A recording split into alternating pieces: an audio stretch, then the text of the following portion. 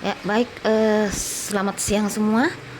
Kita ketemu pada pertemuan selanjutnya, yaitu menyangkut masalah pengendalian biaya. Ya, pengendalian biaya, penafsiran dan mengendalikan biaya merupakan salah satu hal yang penting dan sulit pada perusahaan konstruksi. Hal ini disebabkan karena proyek-proyek konstruksi berlangsung dalam jangka panjang dan taksiran serta pengendalian biaya di masa mendatang sangat diperlukan dalam rangka tawar-menawar proyek. Perlu kalian perhatikan bahwa kalau kita berbicara masalah proyek, ya tentunya ada penawaran. Jadi penawaran artinya yang mau melaksanakan dan yang mau memberikan suatu proyek. Salah satu contoh pada penawaran proyek tersebut itu, kalau waktunya mau jalan proyek yaitu di bulan-bulan awal tahun, ya, itu berjalannya proyek.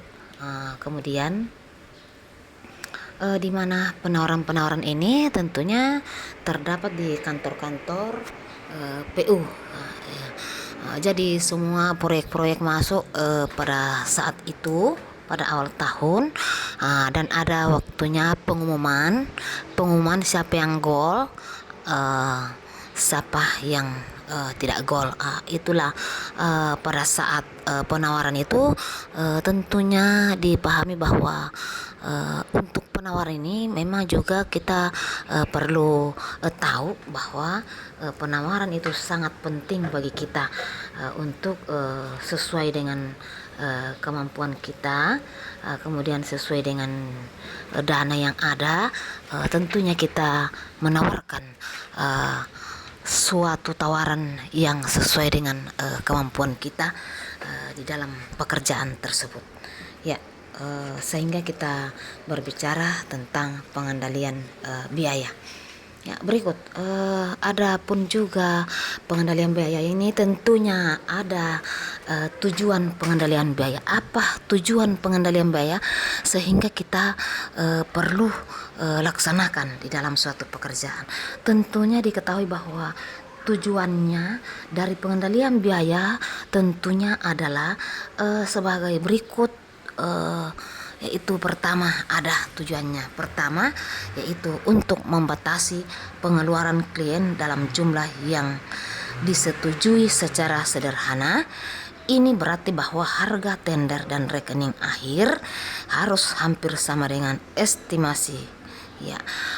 Itu dipahami. Kalau kita menawar itu tentunya dipahami juga bahwa untuk pembatasan dana yang akan keluar, untuk mengetahui sekian lagi saldo kita atau sekian uang kita simpan, maka dalam pengeluaran uang itu perlu juga kita tawar menawar, dan harus juga disetujui oleh pihak sebelah sesuai dengan harga tender yang berlaku. Berikut, untuk memperoleh pengeluaran rencana yang seimbang antar berbagai elemen bangunan. Berikut yang ketiga, untuk melengkapi klien dengan nilai biaya proyek ini mungkin bermanfaat bagi perakiraan total. Yaitu semua 3 tujuan-tujuan untuk pengendalian biaya. Berikut kita masuk ke faktor-faktornya, faktor-faktor pengendalian biaya. Faktor-faktornya yaitu berbagai macam faktor yang dapat mempengaruhi pengendalian biaya proyeksi konstruksi. Beberapa faktor pengendalian biaya yang diantaranya adalah: 1. Faktor-faktor daya manusia. Faktor-faktor daya manusia ini tentunya ada salah satu pendapat yang diketahui bahwa ada salah seorang bahwa mengatakan bahwa sumber daya manusia merupakan faktor nomor 1.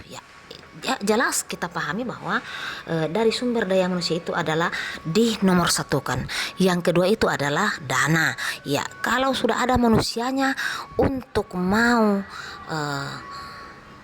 memproses atau mau menangani dana tersebut, tentunya kita paham bahwa untuk pekerjaan tersebut itu gampang untuk bisa kita kerjakan. Yang penting sumber daya manusianya dulu yang utama ya. Berikut contohnya, andai kata perlengkapan kurang tetapi sumber daya manusianya kreatif, perlengkapan biaya ditiadakan, namun jika sebaiknya tidak bisa juga ya.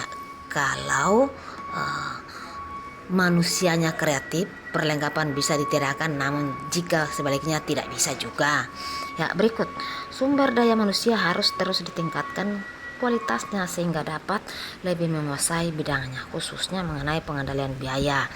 Menurut Monica, pada tahun 2013 yang lalu, pada bagian pengendalian biaya harus ditempatkan sumber daya manusia yang sesuai dengan bidangnya dan mempunyai kualitas yang baik dalam bidang tersebut, karena masalah pengendalian biaya adalah masalah yang sangat sulit dan dapat berpengaruh terhadap bidang lainnya ya. Itu yang dibahas dalam pengendalian biaya. Berikut kita masuk di faktor peralatan ya.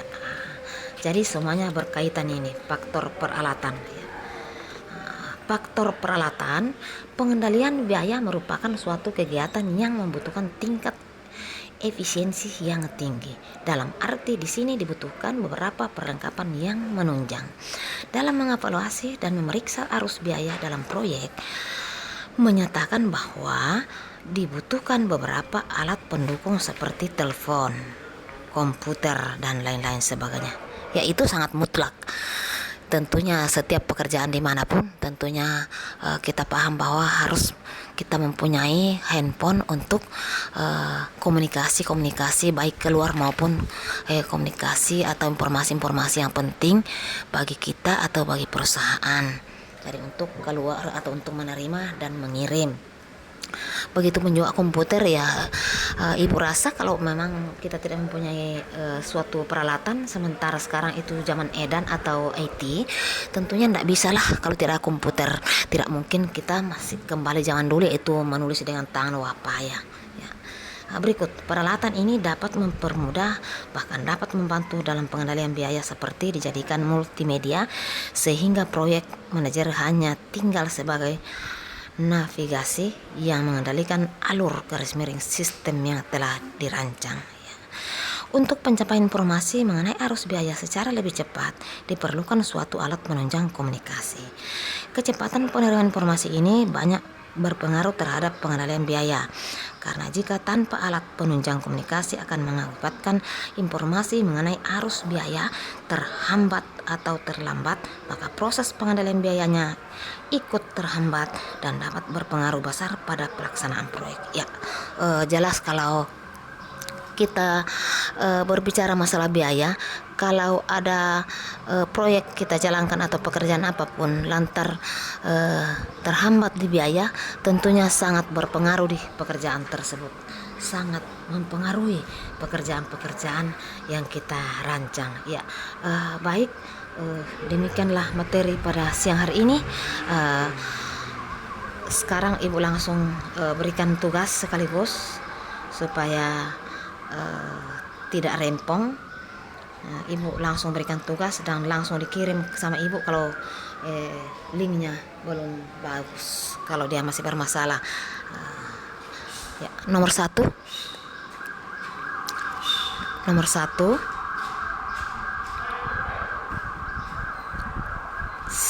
jelaskan mengapa sumber daya manusia merupakan faktor nomor satu ya. Jelaskan mengapa sumber daya manusia merupakan faktor nomor satu ya. Ibu sudah jelaskan tadi dan ibu sudah paparkan materinya, tinggal kalian simak baik-baik supaya bisa dijawab. Nomor yang berikutnya ya, nomor 2. Nomor yang kedua disimak baik-baik supaya bisa dijawab soalnya. Nomor 2,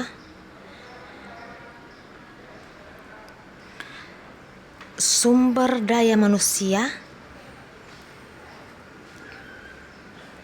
menurut salah seorang menikah di dalam bidang tersebut bermasalah pengendalian biaya karena disebabkan oleh apa ya. Jadi diulang nanti soalnya ya, diulang-ulang, diputar supaya bisa disimak baik-baik. Jadi itu masalah pengendalian biaya yang Ibu berikan. Demikian tugas yang Ibu berikan. Silakan disimak baik dan dipelajari dengan baik supaya bisa dipahami dan bisa dimengerti. Untuk mengabsen silakan diabsen. Kalau tidak bisa dikirim di link pengumpulan tugas, dicoba dulu. Kalau tidak ya kirim kembali sama Ibu, nanti Ibu berbicara dengan Pak Adilai. Sekian dan terima kasih. Selamat siang. Haleluya.